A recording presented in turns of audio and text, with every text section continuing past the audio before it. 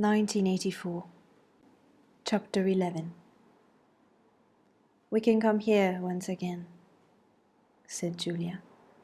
"It's generally safe to use any hideout twice, but not for another month or two, of course." As soon as she woke up, her demeanour had changed. She became alert and businesslike, put her clothes on, knot the scarlet sash about her waist, and began arranging the details of the journey home. It seemed natural to leave this to her.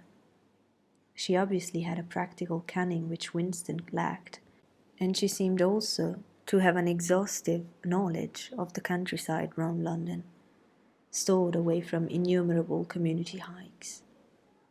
The route she gave him was quite different from the one by which he had come, and brought him out at a different railway station. "Never go home the same way as you went out," she said, as though enunciating an important general principle. She would leave first, and Winston was to wait half an hour before following her. She had named a place where they could meet after work, 4 evenings hence. It was a street in one of the poorer quarters, where there was an open market which was generally crowded and noisy. She would be hanging about among the stalls, pretending to be in search of shoelaces or sewing thread. If she judged that the coast was clear, she would blow her nose when he approached. Otherwise, he was to walk past her without recognition. But with luck, in the middle of the crowd, it would be safe to talk for a quarter of an hour and arrange another meeting. "And now I must go," she said, as soon as he had mastered his instructions. "I'm due back at 19:30. I've got to put in 2 hours for the Junior Anti-Sex League, handing out leaflets or something. Isn't it bloody? Give me a brush down, would you? Have I got any twigs in my hair? Are you sure? Then goodbye, my love. Goodbye." She flung herself into his arms, kissed him almost violently, and a moment later pushed her away through the saplings and disappeared into the wood with very little noise. Even now he had not found out her surname or her address.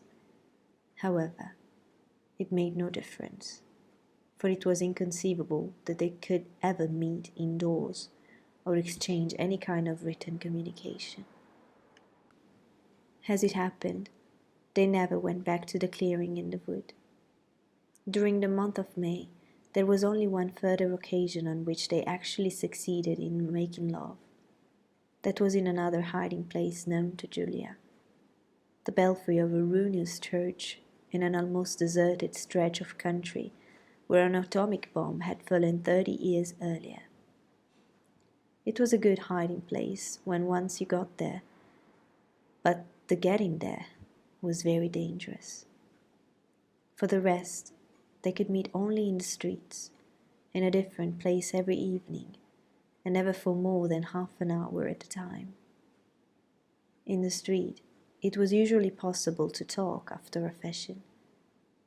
As they drifted down the crowded pavements, not quite abreast and never looking at one another, they carried on a curious, intermittent conversation which flicked on and off like the beams of a lighthouse, suddenly nipped into silence by the approach of a party uniform or the proximity of a telescreen, then taken up again minutes later in the middle of a sentence, then abruptly cut short as they parted at the agreed spot, then continued almost without introduction on the following day. Julia appeared to be quite used to this kind of conversation, which she called talking by installments. She was also surprisingly adept at speaking without moving her lips. Just once in almost a month of nightly meetings, they managed to exchange a kiss. They were passing in silence down a street. Julia would never speak when they were away from the main streets. When there was a deafening roar, the earth heaved and the air darkened. and Winston found himself lying on his side, bruised and terrified. A rocket bomb must have dropped quite near at hand. Suddenly, he became aware of Julia's face a few centimeters from his own, deathly white as chalk. Even her lips were white. She was dead. He clasped her against him and found that he was kissing a live, warm face, but there was some powdery stuff that got in the way of his lips. Both of their faces were thickly coated with plaster. There were evenings when they reached their rendezvous and then had to walk past one another without a sign, because a patrol had just come around the corner or a helicopter was hovering overhead. Even if it had been less dangerous, it would still have been difficult to find time to meet. Winston's working week was 60 hours. Julia's was even longer, and their free days varied according to the pressure of work and did not often coincide. Julia, in any case, seldom had an evening completely free. She spent an astonishing amount of time in attending lectures and demonstrations, distributing literature for the Junior Anti-Sex League, preparing banners for Hate Week, making collections for the Savings campaign, and such like activities. It paid, she said. It was camouflage. If you kept the small rules, you could break the big ones. She even induced Winston to mortgage yet another of his evenings by enrolling himself for the part-time munition work which was done voluntarily by zealous party members. So, one evening every week, Winston spent 4 hours of paralyzing boredom screwing together small bits of metal, which were probably parts of bomb fuses, in a draughty hill-lit workshop where the knocking of hammers mingled dreadly with the music of the telescreens. When they met in the church tower, the gaps in their fragmentary conversation were filled up. It was a blazing afternoon. The air in the little square chamber above the bells was hot and stagnant. It smelled overpoweringly of pigeon dung. They sat talking for hours on the dusty, twig-littered floor, one or other of them getting up from time to time to cast a glance through the arrow slits and make sure that no one was coming. Julia was 26 years old. She lived in a hostel with 30 other girls. Always in the stink of women. How I hate women, she said parenthetically. And she worked, as he had guessed, on novel writing machines in the fiction department. She enjoyed her work, which consisted chiefly in running and servicing a powerful but tricky electric motor. She was not clever, but was fond of using her hands and felt at home with machinery. She could describe the whole process of composing a novel, from the general directive issued by the planning committee, down to the final touching up by the rewrite squad. But she was not interested in the finished product. She didn't much care for reading, she said. Books were just a commodity that had to be produced, like jam or bootlaces. She had no memories of anything before the early 60s, and the only person she had ever known who talked frequently of the days before the revolution was a grandfather who had disappeared when she was 8. At school, she had been captain of the hockey team and had won the gymnastic trophy 2 years running. She had been a troop leader in the Spies and a branch secretary in the Youth League before joining the Junior Anti-Sex League. She had always borne an excellent character. She had even, an infallible mark of good reputation, been picked out to work in Pornosec, the subsection of the fiction department which turned out cheap pornography for distribution among the pros. It was nicknamed Muck House by the people who worked in it, she remarked. There she had remained for a year, helping to produce booklets in sealed packets with titles like spanking stories, or one night in a girls' school, to be bought furtively by proletarian youths who were under the impression that they were buying something illegal. "What are those books like?" said Winston curiously. "Oh, ghastly rubbish. They're boring, really. They only have 6 plots, but they swap them round a bit. Of course I was only on the kaleidoscopes. I was never in the rewrite squad. I'm not literally, dear. Not even enough for that."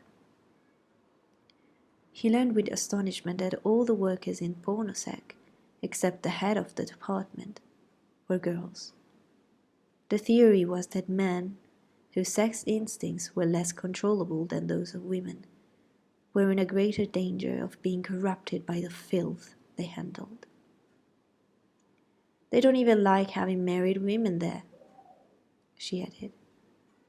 "Girls are always supposed to be so pure. Here's one who isn't anyway." She had had her first love affair when she was 16, with a party member of 60, who later committed suicide to avoid arrest. "And a good job too," said Julia. "Otherwise they'd have had my name out of him when he confessed." Since then, there had been various others. Life, as she saw, it was quite simple. You wanted a good time. They, meaning it the party, wanted to stop you having it. You broke the rules as best you could. She seemed to think it was just as natural that they should want to rob you of your pleasures as that you should want to avoid being caught. She hated the party, and said so in the crudest words, but she made no general criticism of it. Except where it touched upon her own life, she had no interest in the party doctrine. He noticed that she never used newspeak words, except the ones that had passed into everyday use. She had never heard of the Brotherhood, and refused to believe in its existence. Any kind of organized revolt against the party, which was bound to be a failure, struck her as stupid. The clever thing was to break the rules and stay alive all the same. He wondered vaguely how many others, like her, there might be in the younger generation, people who had grown up in the world of the revolution, knowing nothing else, accepting the party as something unalterable, like the sky, not rebelling against its authority but simply evading it, as a rabbit dodges a dog. They did not discuss the possibility of getting married. It was too remote to be worth thinking about. No imaginable committee would ever sanction such a marriage, even if Catherine, Winston's wife, could somehow have been got rid of. It was hopeless even as a daydream. "What was she like, your wife?" said Julia. "She was, do you know the newspeak word, good thinkful?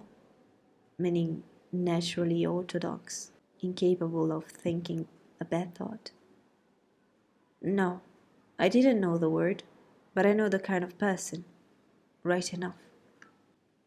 He began telling her the story of his married life, but curiously enough she appeared to know the essential parts of it already. She described to him, almost as though she had seen or felt it, the stiffening of Catherine's body as soon as he touched her, the way in which she still seemed to be pushing him from her with all her strength, even when her arms were clasped tightly around him. With Julia, he felt no difficulty in talking about such things. Catherine, in any case, had long ceased to be a painful memory and become merely a distasteful one. "I could have stood it if it hadn't been for one thing," he said. He told her about the frigid little ceremony that Catherine had forced him to go through on the same night every week. She hated it, but nothing would make her stop doing it. She used to call it, but you'll never guess. "Our duty to the party," said Julia promptly. "How did you know that?" I've been at school too, dear. Sex talks once a month for the over 16. And in the youth movement, they rap it into you for years. I dare say it works in a lot of cases, but of course you can never tell. People are such hypocrites. She began to enlarge upon the subject. With Julia, everything came back to her own sexuality. As soon as this was touched upon, in any way, she was capable of great acuteness. Unlike Winston, she had grasped the inner meaning of the party's sexual puritanism. It was not merely that the sex instincts created a world of its own, which was outside the party's control, and which, therefore, had to be destroyed, if possible. What was more important was that sexual privation induced hysteria, which was desirable because it could be transformed into war fever and leader worship.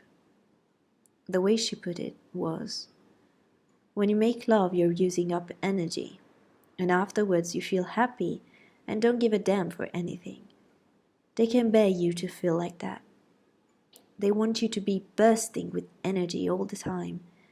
All this marching up and down and cheering and waving flags is simply sex gone sour. If you're happy inside yourself, why should you get excited about Big Brother and the 3-year plans and the 2 minute hate and all the rest of that bloody head rot? That was very true, he thought. There was a direct, intimate connection between chastity and political orthodoxy. For how could the fear, the hatred, and the lunatic credulity which the party needed in its members be kept at this right pitch, except by bottling down some powerful instinct and using it as a driving force? The sex impulse was dangerous to the party, and the party had turned it to account. They had played a similar trick with the instinct of parenthood. The family could not actually be abolished, and indeed, people were encouraged to be fond of their children in almost the old-fashioned way. The children, on the other hand, were systematically turned against their parents and thought to spy on them and report their deviations. The family had become in effect an extension of the thought police. It was a device by means of which everyone could be surrounded night and day by informers who knew him intimately. Abruptly, his mind went back to Catherine. Catherine would unquestionably have denounced him to the thought police if she had not happened to be too stupid to detect the unorthodoxy of his opinions. But what really recalled her to him at this moment was the stifling heat of the afternoon, which had brought the sweat out on his forehead.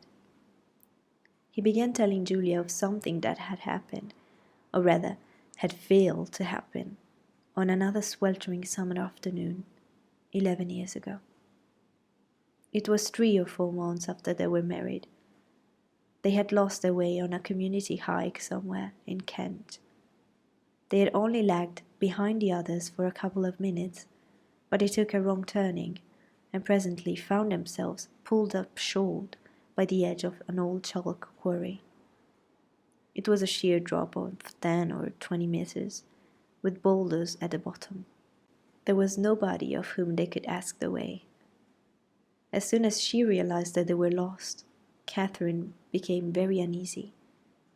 To be away from the noisy mob of hikers, even for a moment, gave her a feeling of wrongdoing. She wanted to hurry back by the way they had come and start searching in the other direction. But at this moment, Winston noticed some tufts of loosestrife growing in the cracks of the cliff beneath them. One tuft was of 2 colors, magenta and brick red, apparently growing on the same root. He had never seen anything of that kind before, and he called to Catherine to come and look at it. "Look, Catherine, look at those flowers that clump down near the bottom. Do you see they're 2 different colors?" She had already turned to go. but she did rather fretfully come back for a moment. She even leaned out over the cliff face to see where he was pointing.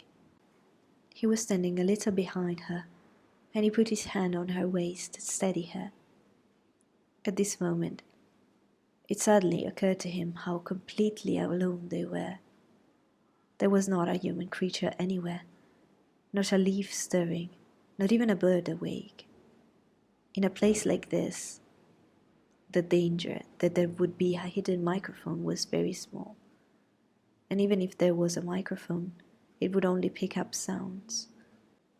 It was the hottest, sleepiest hour of the afternoon. The sun blazed down upon them. The sweat tickled his face. And the thought struck him.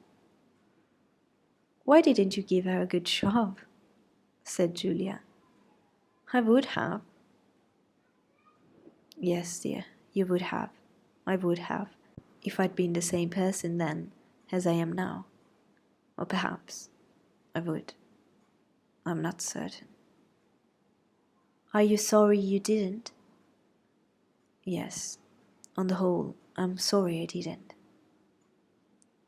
They were sitting side by side on the dusty floor. He pulled her closer against him. Her head rested on his shoulder, the pleasant smell of her hair conquering the pigeon dung. She was very young, he thought. She still expected something from life. She did not understand that to push an inconvenient person over a cliff solves nothing. Actually, it would have made no difference, he said. "Then why are you sorry you didn't do it?" "Only because I prefer a positive to a negative. In this game that we're playing, we can't win. Some kinds of failure are better than other kinds, that's all." He felt her shoulders give a wriggle of dissent. She always contradicted him when he said anything of this kind. She would not accept it as a law of nature that the individual is always defeated. In a way, she realized that she herself was doomed, that sooner or later the thought police would catch her and kill her. But with another part of her mind, she believed that it was somehow possible to construct a secret world in which you could live as you choose. All you needed was luck and cunning and boldness. She did not understand that there was no such thing as happiness, that the only victory lay in the far future, long after you were dead, that from the moment of declaring war on the party, it was better to think of yourself as a corpse. "We are the dead," he said. "We're not dead yet," said Julia prosaically. "Not physically. 6 months, a year, 5 years, conceivably. I'm afraid of death. You are young, so presumably you are more afraid of it than I am. Obviously, we should put it off as long as we can, but it makes very little difference. So long as human beings stay human, death and life are the same thing." "Oh, rubbish! Which would you sooner sleep with, me or a skeleton? Don't you enjoy being alive? Don't you like feeling, this is me, this is my hand, this is my leg, I'm real, I'm solid, I'm alive? Don't you like this?" She twisted herself round and pressed her bosom against him. He could feel her breast, ripe yet firm, through her overalls. Her body seemed to be pouring some of its youth and vigor into his. "Yes, I like that," he said. "Then stop talking about dying. And now listen, dear, we've got to fix up about the next time we meet. We may as well go back to the place into the wood. We've given it a good long rest, but you must get there by a different way this time. I've got it all planned out. You take the train, but look, I'll draw it out for you." And in a practical way, she scraped together a small square of dust, and with a twig from a pigeon's nest, began drawing a map on the floor.